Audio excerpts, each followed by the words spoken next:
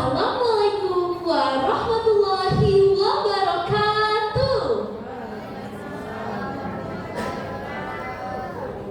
Tabi'un. Ia lahir di malam gerhana. Tangisnya menggema dan seekor harimau putih muncul di ambang pintu rumahnya. Bukan kebetulan, itu awal dari sebuah kisah yang tak akan dilupakan. Halo semuanya, saya Ratu Adila Mauna, perwakilan dari SMP Islam Az-Zahra Bandar Lampung. Hari ini saya akan membawakan sebuah kisah dari novel Perempuan Penunggang Harimau karya Muhammad Haya Ramdhani. Selamat menyaksikan. Di zaman yang sangat lama, sebelum listrik dan jalan beraspal, tanah Lampung Barat masih diselimuti kabut tebal dan hutan rimba. Di lereng Gunung Pesagi berdiri sebuah kerajaan tua bernama Skala Berak. Kerajaan itu bukan kerajaan besar, tapi rakyatnya hidup damai. Mereka menganut agama animisme dinamisme, di mana batu kepampang dan pohon belasa kepampang adalah benda yang mereka sembah. Pada suatu malam, saat bulan tertutup gerhana dan burung-burung hening, lahirlah seorang bayi perempuan dari keluarga kerajaan. Saat tangisnya pertama kali terdengar, seekor harimau putih muncul dari hutan, mendekat ke rumah itu lalu duduk diam di ambang pintu. Tak satu pun berani mengusirnya. Tapi harimau itu hanya diam, matanya terang seperti bara api yang bijaksana. Neneknya berkata, "Aku dapat merasakan bayi ini kelak menyangga beban yang teramat berat. Pada masanya kelak, kerajaan ini akan mendapatkan tantangan hebat yang belum pernah terjadi sebelumnya. Ku beri nama Segelumok untukmu, wahai cucuku yang jelita. Namamu berarti yang teguhkan. Semoga engkau betul-betul menjadi ratu yang teguh, membela panji-panji wangsa kita." Tahun berganti tahun, Segelumok tumbuh menjadi gadis yang cerdas, berani, dan dihormati oleh banyak orang. Tapi ia sedikit berbeda dari teman-teman sepantarannya. Sejak kecil, ia sudah bisa bicara dengan binatang. Dan suatu hari, ia benar-benar menaiki punggung harimau putih yang dulu menjaganya saat lahir. Tapi harimau itu tidak menyerang. Ia tunduk. Dan mulai saat itu, orang-orang memanggilnya Perempuan Penunggang Harimau.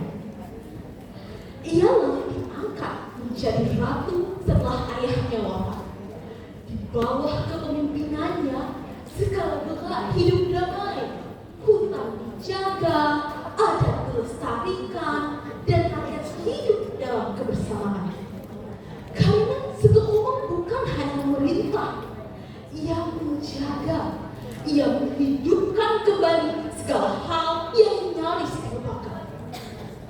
Namun, angin dari luar mulai berhembus, membawa suara-suara baru.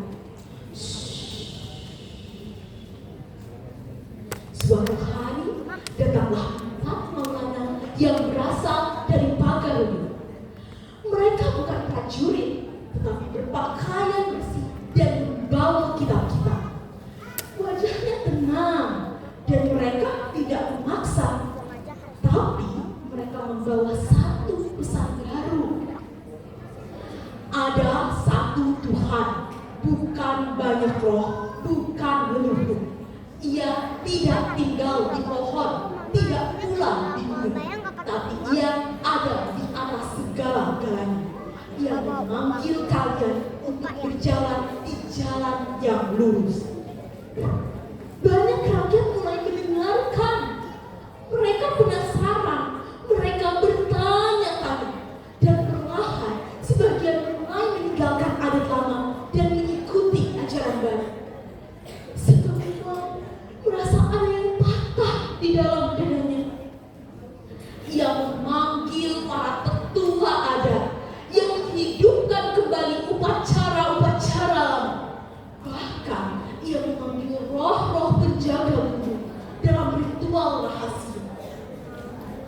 Jika kalian ingin menghapus tanah ini dari ingatan, maka aku akan melawan sampai titik darah penghabisan. Dan lalu ia menemui Maulana di kaki gunung. Jangan bawa ajaranmu ke tanahku, karena ini sudah dijaga ratusan tahun. Tapi Maulana menjawab lembut, aku tidak datang untuk merusak. Aku datang untuk memberikan cahaya. Jika rakyatmu memilih, maka itu bukan karena aku memaksa, tetapi karena hati mereka. Itu membuat Sekekumo makin marah dan juga takut. Sekekumo ingat kata neneknya dulu, cucuku, engkaulah ratu terakhir Sekala Bekal. Kerajaan ini akan tenggelam, tapi kau akan dikenang selama-lamanya. Selama ini ia mengabaikan ramalan itu, tapi kini ia merasa ramalan itu perlahan menjadi nyata. Rakyat mulai terbagi di pasar, di ladang, bahkan di dalam istana. Semua mulai mempersoalkan adat. Beberapa pemuda tak lagi tunduk. Bahkan adik sepupunya yang ia besarkan sejak kecil ikut memeluk ajaran baru. Dan konflik bukan meledak dalam darah, tapi dalam suatu perpecahan halus. Keluarga tak lagi berbicara, petani tak lagi memberi sesaji, dan roh penjaga mulai murka. Gunung Besagi mulai bergetar. Tapi Sekekumo pantang menyerah. Ia menghadap ke salah satu Maulana bernama Maulana Perno dengan serangan yang tak henti-hentinya. Ia terus arahkan pedangnya ke leher Maulana Perno dengan harapan kepalanya bergelindingan di depan matanya. Maulana Perno terus terdesak hebat dan terjepit. Ia terus berusaha keras menangkis jika menguasai batin Sekala Bekal.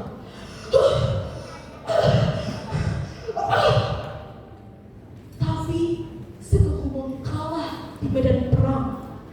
Kejadian ini bertepatan dengan terbelahnya pohon Belasa Kepampang yang menandakan berakhirnya kerajaan Sekala Bekal di bawah kepemimpinan Ratu Sekekumo. Sekekumo naik ke atas bukit, memandang tanah yang tak lagi sama. Ia lalu menyerahkan pusaka terakhirnya ke penjaga hutan. Aku tidak akan mengutuk masa depan, tapi aku akan jadi bayangan yang mengingatkan kalian semua dari balik kabut. Ia menunggangi harimau putihnya memasuki hutan yang paling dalam, di mana waktu tak berjalan seperti biasa. Dan sampai sekarang masyarakat Sekala Bekal masih mempercayai keberadaan nenek moyangnya, walaupun mereka sudah memeluk agama Islam di bawah kepemimpinan 4 Maulana yang sampai saat ini dikenal dengan Pak Sipa Sekala Bekal. Ngelimanihan kado di Tiongkok. Wassalamualaikum warahmatullahi wabarakatuh. Waalaikumsalam warahmatullahi wabarakatuh. Menutup sendiri. Apa?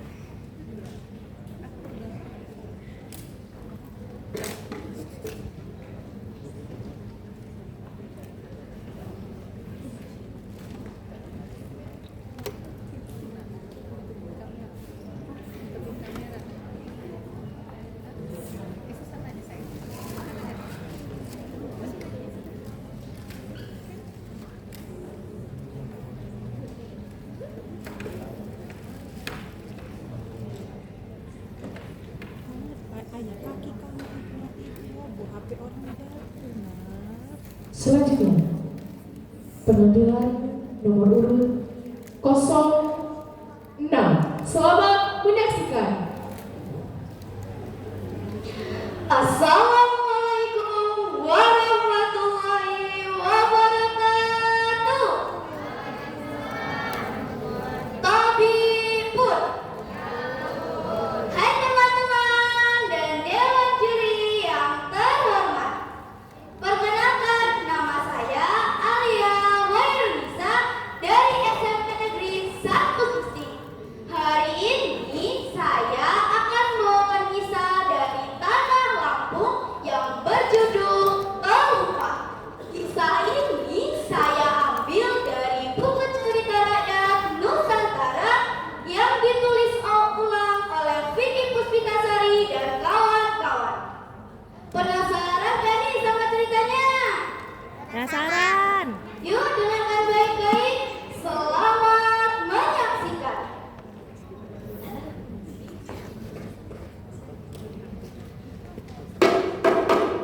Assalamualaikum, maaf dikandang cirai, tapi jamu saya untung, saya lagi dinunggu. Caculai nabui nabui, caculai nabui nabui, caculai nabui nabui, tak nabui, tak nabui. Hahaha, akulah Guru. Aku adalah anak yang sangat malas dan sangat manja. Bahkan setelah menikah pun aku masih saja bergantung pada orang tuaku. Hingga suatu hari orang tuaku meninggal dunia. Aku bingung, tak bisa berbuat apa-apa. Nah teman-teman, itulah Buyung. Sejak saat itu, Buyung dan istrinya selalu bertengkar karena mereka jatuh miskin. Iya. Berat, abang ini gimana sih? Harta udah habis, abang masih saja malas-malasan. Mau nunggu dapat kebanggaan dulu? Ya kan, kita masih bisa pinjam tetangga dulu. Apa nunggu aja manja ikan yang akan datang? Apa? Pinjam? Pinjam lagi? Astaga bang, abang ini gimana sih? Merantau sana, cari dulu, jangan malas-malasan terus. Ya. Iya deh, iya, coba deh, asal kamu jangan marah-marah terus sayangku. Sejak saat itu, Buyung pun mulai mencari guru. Yuk teman-teman, bantu Buyung untuk mencari guru. Ikutin saya ya. 1, 2, 3. Timur ke barat, selatan ke utara, lapangan muluk Buyung untuk mencari guru. Teman-teman, ayo ikutin. Iya. Ayo. Timur ke barat, selatan ke utara, lapangan muluk Buyung untuk mencari guru. Ke arah mana teman-teman? Ke timur atau ke selatan?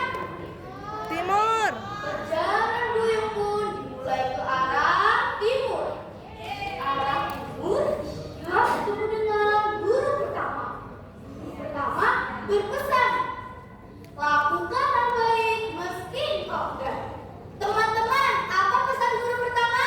Lakukan hal baik meski engkau enggan. Iya, lakukan hal baik meski engkau enggan. Buyung pun lanjut mencari guru kedua. Ha, ha, ha. Guru kedua berpesan, jangan berangan-angan yang tak masuk akal. Teman-teman, apa pesan guru kedua? Jangan berangan-angan yang tak masuk akal. Betul, jangan berangan-angan yang tak masuk akal. Buyung pun lanjut mencari guru ketiga. Langsung buru-buru ke atas ya. Ketiga Soalnya gurunya berpesan, nggak mau nunggu. Oh iya, siap. jangan tergoda dengan wanita lain kecuali istrimu. Bapak-bapak, apa pesan guru ketiga? Jangan tertarik wanita lain selain istri. Iya, betul sekali. Jangan tergoda dengan perempuan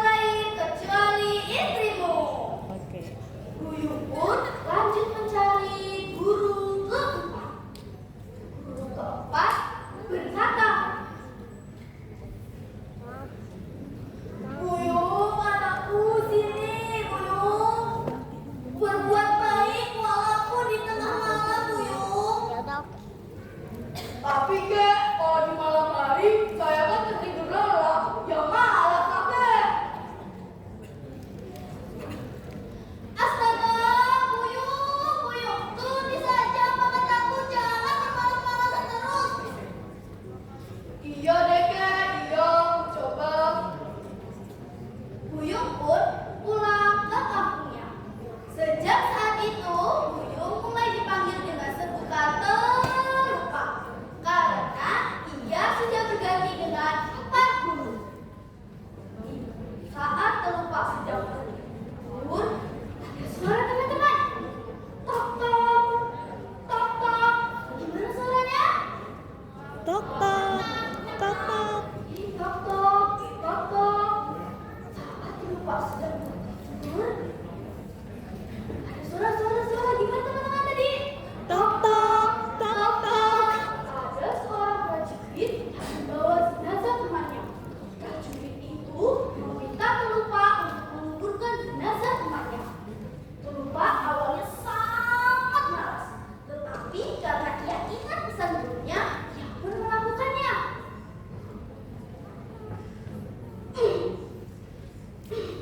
Aku sebenarnya sangat malas, tapi aku selalu ingat pesan guruku. Wah, apa itu?